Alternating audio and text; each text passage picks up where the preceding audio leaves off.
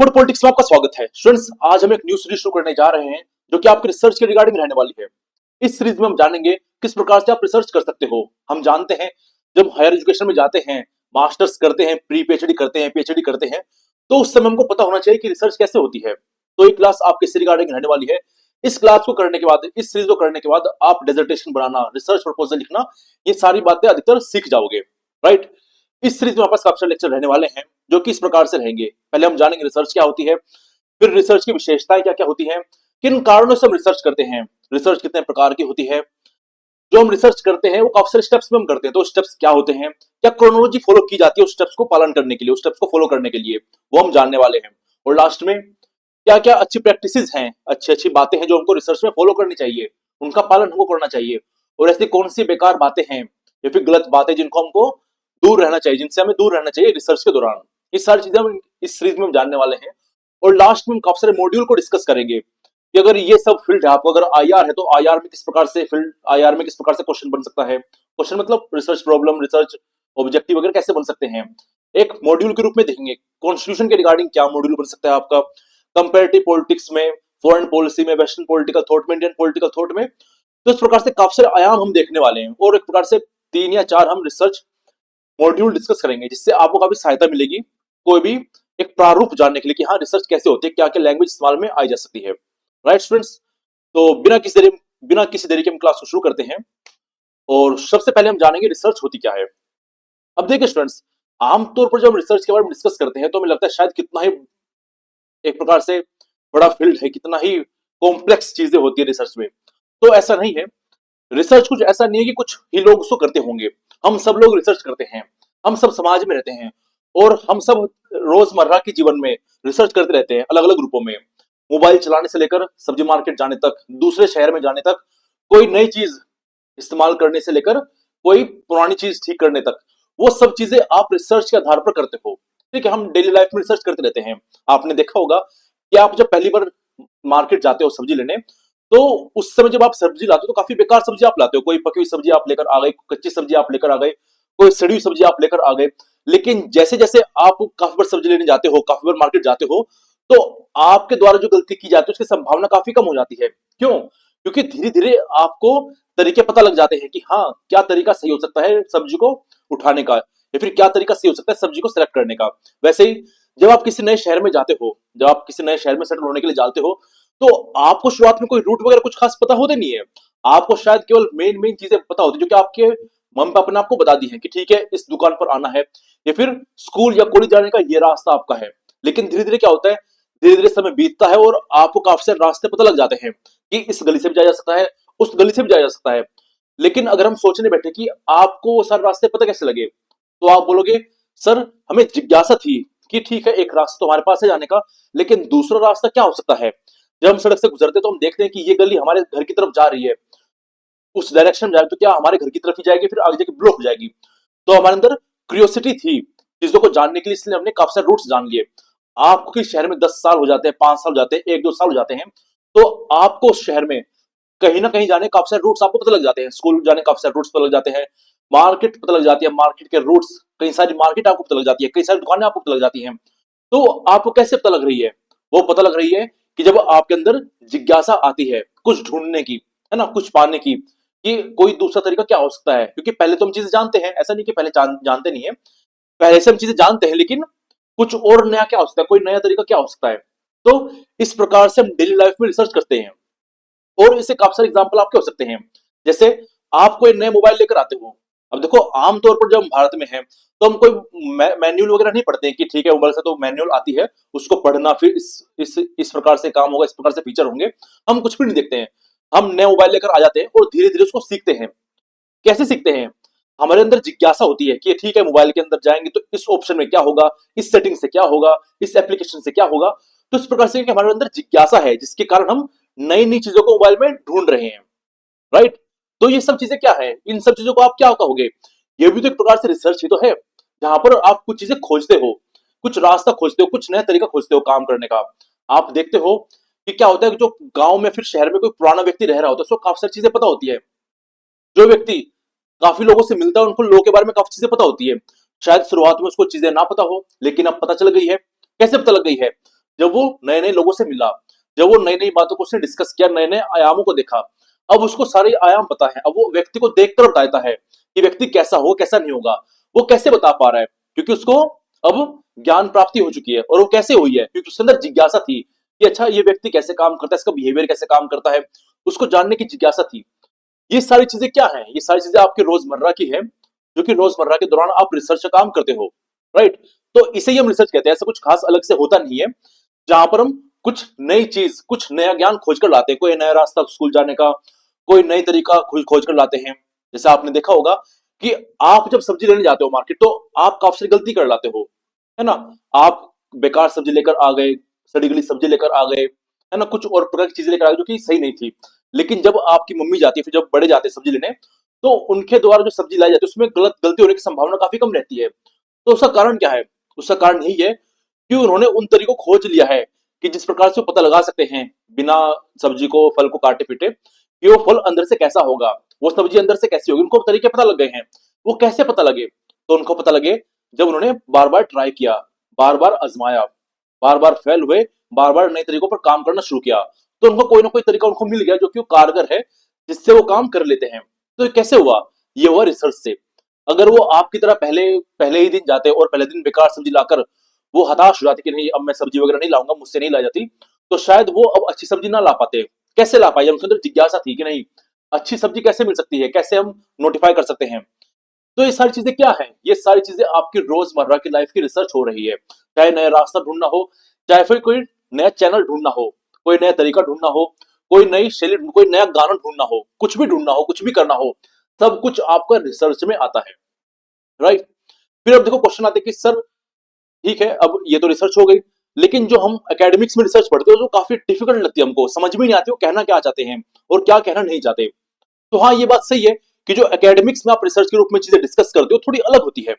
जैसे आप आमतौर पर दिन रोजमर्रा में जो चीजें कर रहे हो, जैसे रास्ता ढूंढना, अब देखो आपके लिए तो रास्ता नया है, आपने तो उस रास्ते को ढूंढा है, लेकिन क्या आप मुझे बताइए, क्या रास्ता पहले से नहीं था? वो बिल्कुल था। लोग आते जाते थे, बस आपको ही तो नहीं पता था, है ना? सब्जी को सही से पता लगाने का तरीका कि सही सही है गलत है, वो आपने ढूंढा अपने लिए। लेकिन आपसे पहले अनुभवी लोगों को पहले से पता था कि काम इस प्रकार से होता है, सब्जी इस प्रकार से बनती है, सब्जी इस प्रकार से लाई जाती है।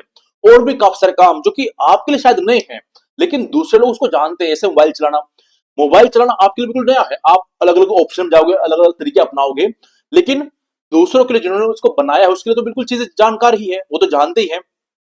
ये आपके रोजमर्रा में होता है जो कि दूसरों को शायद पता हो उस ज्ञान के बारे में, लेकिन आपको नहीं पता, आपने ढूंढा है उनको। ये हो गया। लेकिन जब हम बात करते हैं एकेडमिक्स की, तो एकेडमिक्स में ऐसा नहीं होता। एकेडमिक्स में ऐसा होता है कि जो ज्ञान पहले ढूंढा जा चुका है, जो उजागर हो चुका है, जो आपके सामने आ चुका है, वो आपको ढूंढने की आवश्यकता नहीं है, उसके ऊपर आपको काम करना है। और जब आप ऐसा करोगे ना, तो आपसे ये उम्मीद रखी जाती है कि जो अब तक काम हो चुका है वो आप जानते हो, तभी तो आप आगे काम कर पाओगे। मान लीजिए कुछ काम हो चुका है लेकिन आपको नहीं पता, और आपने उस काम को वापस कर दिया, अब क्या होगा? अब ये होगा कि मिस्टर एक्स ने जो काम किया, मिस्टर वाई ने 2 साल पहले उस काम को कर रखा है, तो क्या उसकी रिसर्च कहलाएगी? मिस्टर एक्स की बिल्कुल भी नहीं, क्योंकि 200 साल पहले वो काम ऑलरेडी हो चुका है। तो कहीं की रिसर्च? वो तो आपकी कमी है कि आपको उस रिसर्च के बारे में पता नहीं है। तो देखो एकेडमिक्स में ये अंतर होता है कि जितना हमारा इतिहास है, जिस इतिहास में हमने अब तक काम किया, रिसर्च की है, उन सब चीजों के ऊपर हमारी रिसर्च रखी जाती है। तात्पर्य इसका ये है कि अगर हमको कोई नई चीज ढूंढकर लानी है, तो उस चीज के फील्ड में, जिस टॉपिक के ऊपर हम काम करना चाहते हैं, जिस टॉपिक में हम कुछ ढूंढकर लाना चाहते हैं, उस टॉपिक पर जितना भी काम मानवता द्वारा किया जा चुका है ना, उसको पहले हमको पढ़ना होगा, ठीक है? और कुछ ऐसा निकालना हो कि जो अब तक हमारा इतिहास रहा है रिसर्च का, उसमें अब तक कुछ भी ऐसा निकल कर ना आया हो, तब वो आपको एकेडमिक्स में रिसर्च कहलाती है। और इसलिए हम कंफ्यूज जाते हैं, इसलिए हम समझ नहीं पाते, इसलिए हमें काफी टफ लगता है। क्योंकि सोचकर देखिए, मानव इतिहास कितना पुराना है, और आप क्या कर रहे हो? उस 2500 साल 3000 साल पुराने इतिहास तक को पढ़ रहे हो, तब जाकर आप कुछ नई चीज निकाल सकते हो। तो पहले तो आप वैसे ही थक जाओगे पुरानी चीजें पढ़ने में। तो इसलिए क्या होता है कि एकेडमिक्स टर्म में हमको चीजें डिफिकल्ट लगनी शुरू हो जाती है।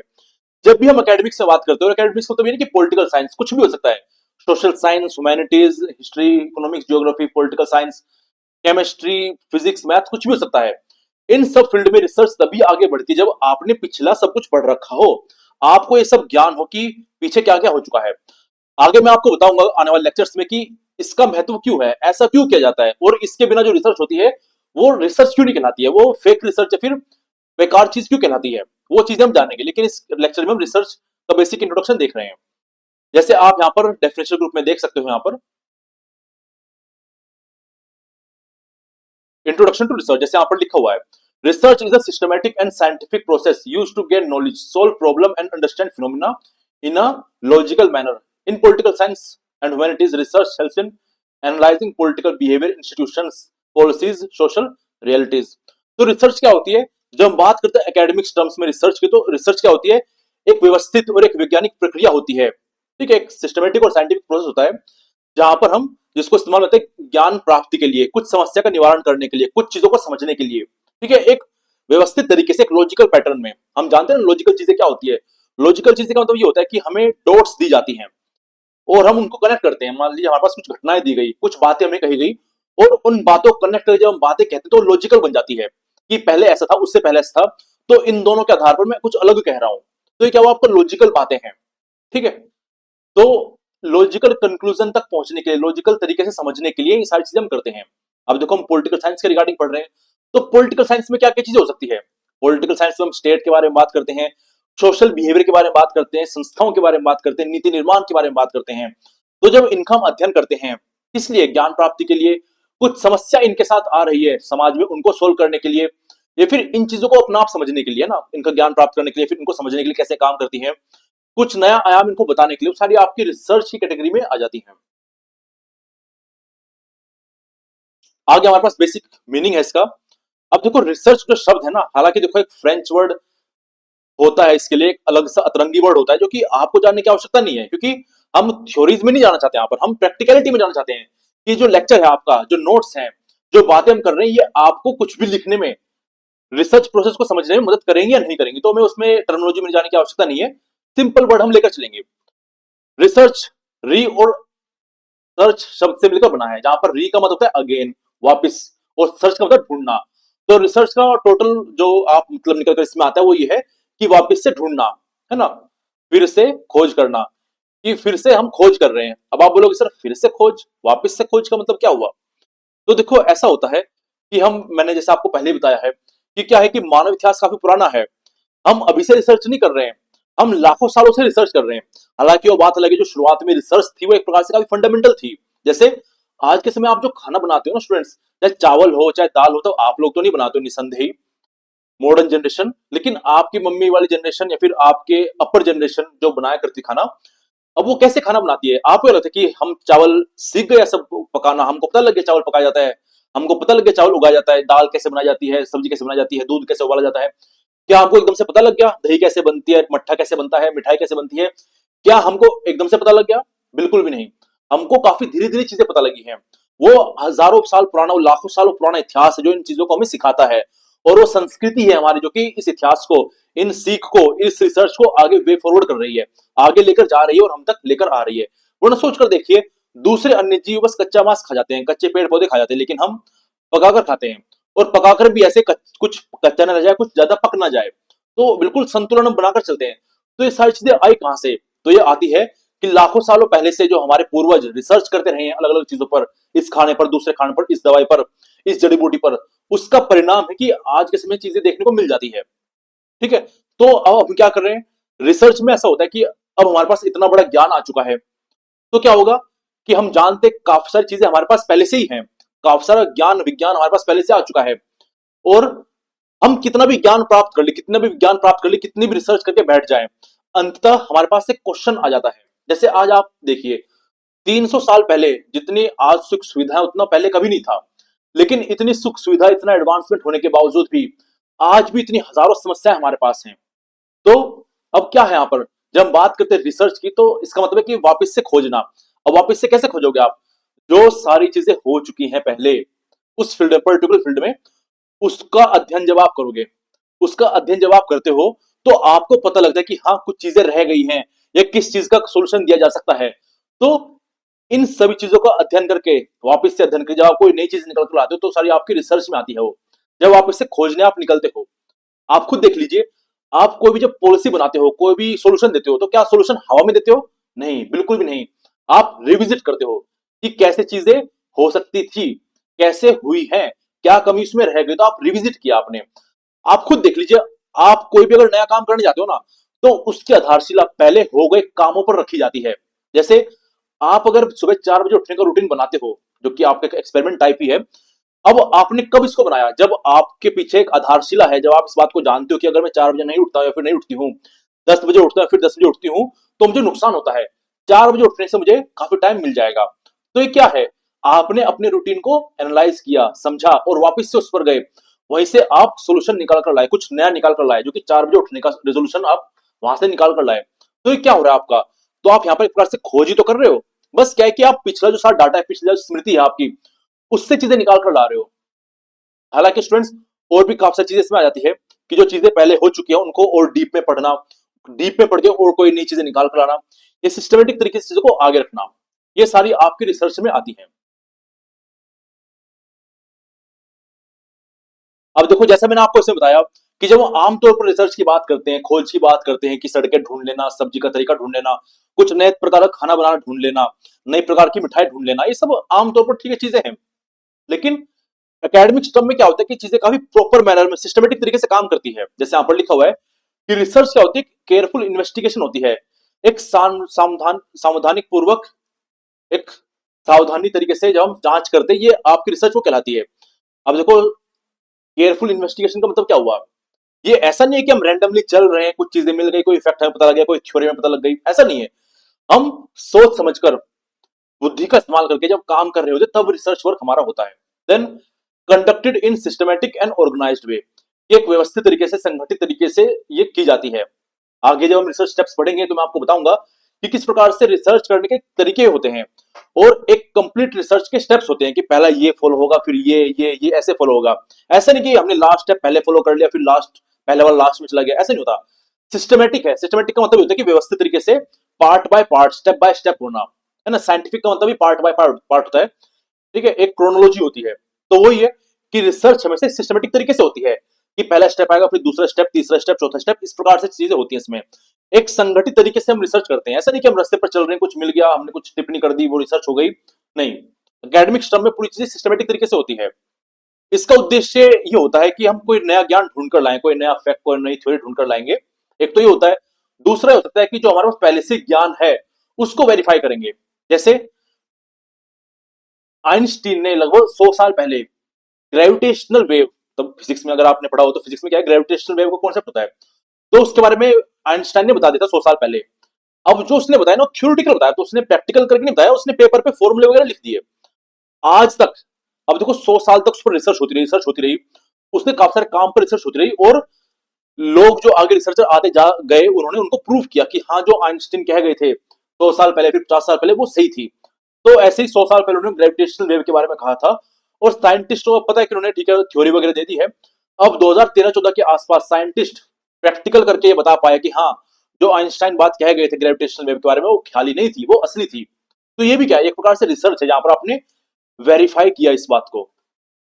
अब देखो, जो साइंस एग्जाम्पल है, लेकिन क्या होता है कि जब हम ज्ञान की बात करते हैं, तो ज्ञान ऐसा नहीं कि हमेशा प्रासंगिक रहता है। कभी कभी क्या होता है कि ज्ञान पहले सही था, लेकिन अब गलत हो चुका है, या फिर अब कुछ नए आयाम उभर कर आए हैं समाज में, जिसकी वजह से जो पहला ज्ञान था, वो अपनी प्रासंगिकता खो चुका है, वो सही नहीं रहा, अब गलत हो चुका है। जैसे शुरुआत में जब न्यूटन आए, तो न्यूटन ने जो फोर्स का, ग्रेविटी वगैरह सारी बातें कही ना, सबने मानी, लेकिन आइंस्टीन ने आकर उन चीजों को बदल दिया, ग्रेविटी के बारे में चीजों को बदल दिया। तो क्या है, उसने न्यूटन की बातें पढ़ी होंगी ऑब्वियसली, तभी जाकर उस पर काम किया और कुछ नई बातें निकल कर लाए। तो क्या थी, वो रिसर्च थी आपकी, आपकी मतलब आइंस्टीन की थी। अगर हम बात करें पॉलिटिकल साइंस में, तो पॉलिटिकल साइंस में काफी सारे तरीके हो सकते हैं, काफी सारे काम हो सकते हैं रिसर्च के रूप में। जैसे हम ये कर सकते हैं कि हम पढ़े कि शहरों में ऐसा क्यों देखने को मिल रहा है कि काफी कम लोग वोट देने जाते हैं, why voters turnout is low in the urban area in India. अब ये अपना आप में क्वेश्चन है, ठीक है। अब आप किसी भी शहर के ऊपर कर सकते हो, बस शर्त ये कि आपको अध्ययन करना पड़ेगा पहले, कि अगर मान लीजिए आप दिल्ली के ऊपर कर रहे हो, तो दिल्ली में क्या किसी ने इस पर काम किया है, या फिर मान लीजिए अभी दिल्ली में 1 साल पहले जो इलेक्शन हुए थे, उस पर आप कर लीजिए कि दिल्ली में लोग कम वोट क्यों देने जा रहे हैं। अब इस पर क्या है कि आप जो कुछ भी काम करोगे ना, वो नया होगा, क्योंकि आपसे पहले किसी ने इस पर काम नहीं किया, कि इलेक्शन ये भी हुए हैं, तो ये भी आपका पॉलिटिकल साइंस में रिसर्च होती है कि रिसर्च किस प्रकार से हो सकती है, कि वोटिंग बिहेवियर को समझना, सोशल मीडिया का इलेक्शन कैंपेन पर क्या प्रभाव पड़ता है, अच्छा प्रभाव पड़ता है, नकारात्मक प्रभाव पड़ता है, क्या प्रभाव पड़ता है, कितना ज्यादा प्रभाव पड़ता है, कितना ज्यादा प्रभाव नहीं पड़ता, इसको समझना, इसको एनालाइज करना, इसके प्रभावों को जानना, ये क्या है, ये पॉलिटिकल साइंस में रिसर्च का विषय होता है। आगे हमारे पास रिसर्चर इज नॉट गेसिंग, कि जो रिसर्चर है वो अनुमान नहीं लगा रहा है कि सोशल मीडिया का मुझे लगता है कि प्रभाव तो ये पड़ता होगा, नहीं, वो ऐसा नहीं कर रहा है। आगे जो विशेषता पढ़ेंगे अगले लेक्चर में, तो उसमें आपको बताऊंगा कि इसमें ओपिनियन का खेल होता ही नहीं है। इसमें जो कुछ भी चीज होती है डाटा के आधार पर होती है, कैलकुलेशन के आधार पर होती है ना, पैटर्न के आधार पर होती है। आप हवा हवा में नहीं बोलो कि नहीं मुझे तो लगता है कि बीजेपी ये कुछ ऐसा करती होगी, नहीं, हवा में नहीं बोलना है। आपके पास ठोस डाटा होना चाहिए कि आपने कहां से इन बातों को उठाया है। ठीक है, आपको पैटर्न ढूंढने होते हैं, आपको कंक्लूजन तक पहुंचना होता है, काफी लेबरस वर्क होता है। ऐसा नहीं कि रैंडमली आप सड़क पर चल रहे थे, आपको कुछ आया और रिसर्च बन गई, नहीं, सिस्टमेटिक तरीके से आपको डाटा इकट्ठा करना होता है, एनालाइज करना होता है, पैटर्न कंक्लूजन तक पहुंचना होता है ना। ये सारी चीजें आपकी रिसर्च में आती है। इस लेक्चर में हमने रिसर्च के बारे में जाना स्टूडेंट्स, अगले लेक्चर में हम कैरेक्टरिस्टिक्स ऑफ रिसर्च के बारे में जानेंगे।